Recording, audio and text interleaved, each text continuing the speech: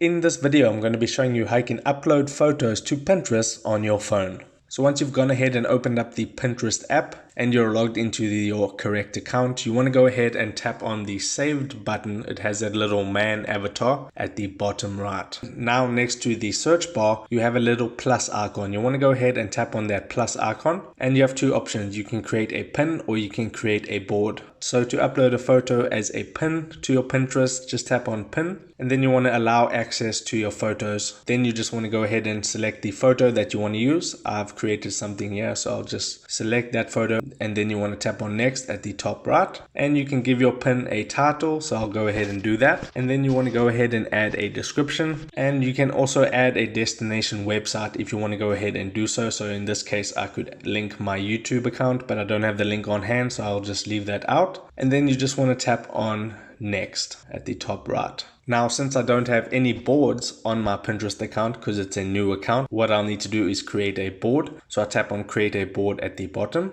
and I can go ahead and name my board. So I'll just type YouTube, and then I'll just tap on create at the top right. Now the pin has been published, and if I just tap on that search bar, you can go ahead and see the pin that I just created.